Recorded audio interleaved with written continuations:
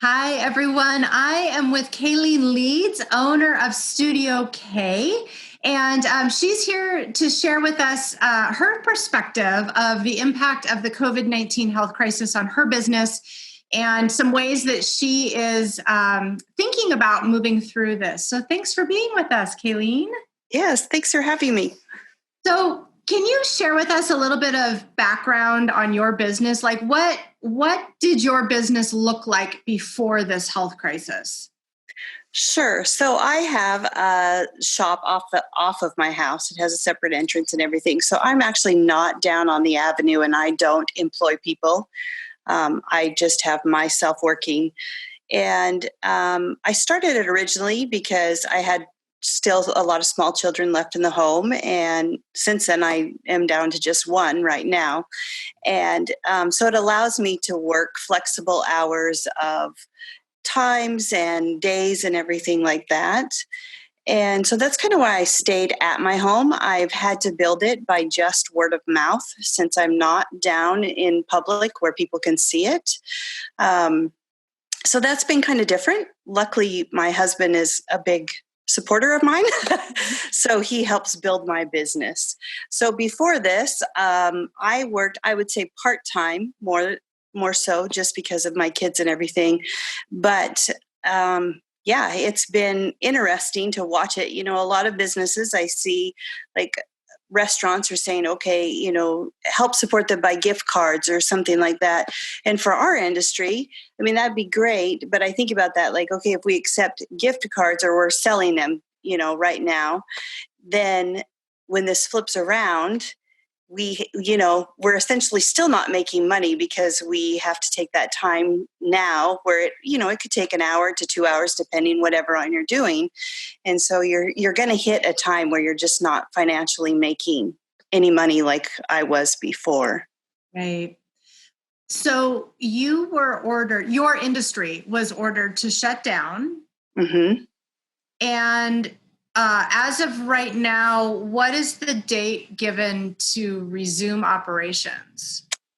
Well, they had originally said April 8th, but then Inslee came out, I believe it was yesterday, and said April 30th. And so that's what I'm kind of going off of. He hasn't specifically said what business is, but at this point, I'd rather just say April 30th until we reevaluate than get my hopes up and think, oh, okay, in 8 more days or whatever, I can start working. So I've been thinking about that in knowing that we were going to be speaking. So you have a devoted client base. Hmm. Their service that they purchased from you has been stopped for, say, 6 weeks. And I know enough about this industry to know that most clients are on a 5 to 6 week cycle. So Correct. not only when you reopen are you sort of getting your legs back under you, but you're going to have this 6 weeks of built up demand. How have you thought through how you're going to work through that?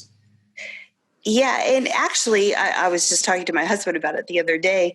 The reality of it is, I'm still probably going to be even a little bit nervous when they say, hey, you can start working again, because doing hair, you have a lot of body contact with that client and close spaces and stuff. So even that, I'm kind of like, ooh, I'm a little bit nervous about it. And then I think about, yeah, it's probably going to require a lot of long hours and multiple days, and because everybody's ready, hopefully, ready. And then also it could be kind of that, everybody else, your clients, they're getting their feet back under them too financially. And so I don't know, it's either going to be a rush or it's going to be kind of trickle because they financially have to get in a place where they can spend that. Right. So you mentioned that you have been working part time. Are you open to or considering the possibility that as the ban is lifted for your industry, that you might need to put in longer days or more days? Or I mean, do you have the flexibility in your schedule to be able to do that?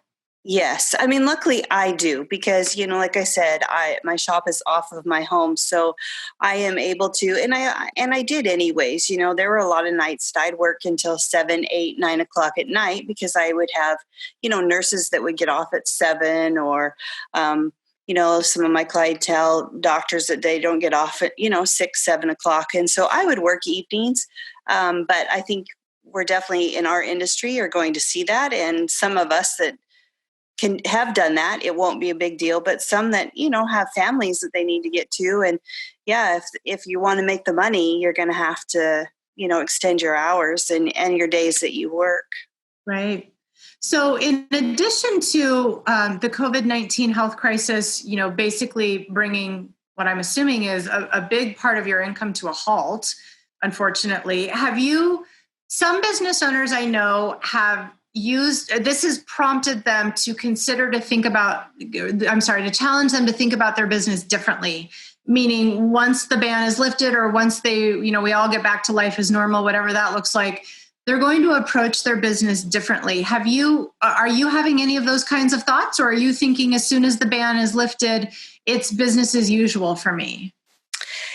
Yeah, like I said earlier, I'm hoping it's business as usual, but it might be also, like I said, where people financially that are being affected right now. I mean, luckily I'm a 2-income family and my husband is, the sole provider at this point. And like I said, I work part-time, but there are a lot of us or a lot of people that don't, Mm-hmm. So it's either going to be, I'm going to have to think about, okay, how am I going to get people back in the door? I think a lot of it will be, especially for a lot of people in our industry, will still be sanitation wise. I think people are still going to be concerned about that, even when we're okay to start back to normal. I mean, what is the new normal? I think that we're going to be required to assure our clients that we are sanitizing still and, things that they probably don't think about when they go to a hairdresser, but we clean a lot. Yeah. Yeah. So I think we could probably, most of us could agree that the economy is in somewhat of a free fall as we grapple with all of this. I mean, in my lifetime, I've never seen businesses or industries shut down. It's just a really strange time. And I think, under normal circumstances, before an economic downturn, there are some signals and some tremors, and we can kind of start to sense it and then insulate ourselves. And I think we're in a situation, all of us, where none of us saw this coming. This kind of came out of left field, and we're all grappling with that. Looking back 2 months ago, is there anything with your business structurally you wish you would have done differently or to insulate from some of this impact? I mean, I don't know that there was really much you could have done, but have you thought about that at all? Yeah, I mean, like you said, I mean, most of our repeat business is, a 4 to a 6 week kind of window. And so you kind of get in those cycles of, the certain clients that you have on your books that are going to continue to come back those every 4 to 6 weeks. I don't think there was anything, I was in hopes. And actually, I had advertised right before, like literally a couple hours before, like that I was fortunate enough. I was a single chair. I can sanitize, I can spread out my clients and everything. And then like 2 hours later, they announced it. And my husband was like, you better, make that known on there. And so you couldn't, I think some of us that, there are several places around that have shops off of their home. And I think they thought, oh, okay, but no, nothing. I mean, it's literally, you go from one day, and we're very artsy kind of people. And for me anyways, I mean, my mind is always thinking like, okay, how could I do that quicker? Or how could I do this technique better or something like that? And I had planned to go to Las Vegas this year for a big hair show that they have. And I mean, it's huge. And I'd actually talked to Mike, we were going to go in March to New York. And I just said, nah, maybe I'll go to Vegas. So those sort of things are still up in the air. Like, I don't know if I'll be able to go continue the education that I wanted this year, Right. So, wow. Well, so you're local in the Wenatchee Valley. I know that you're not operational right now, unfortunately, but from your perspective as a business owner, what can we as a community do to support not only your business, but other businesses? Like you mentioned gift cards a little bit. what would you like people to know so that we can do our very best to lift up the local businesses and help carry through this time? Yeah, and my husband's always been such a strong promoter of shopping locally, and he's taught me to see the power in that. And if anything, I think that that's what I've learned from this is that, we need to start supporting our local owners, and we need to, support. When you think about it, I mean, all of the businesses that you don't really think, oh my gosh, there are a lot of moms with children that have started, jewelry companies, or making jewelry or bracelets, or doing things online that they sell. And I think we need to go back to that. I mean, make sure, that we are supporting the people in our community.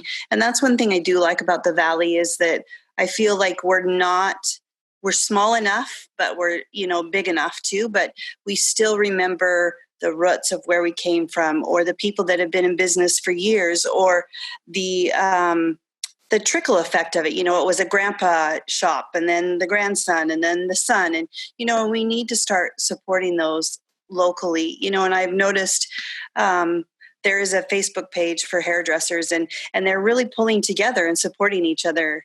And usually you don't see that. I mean, if you're being honest, it's kind of a catty working place. I mean, it is, because everybody's fighting for that client, right?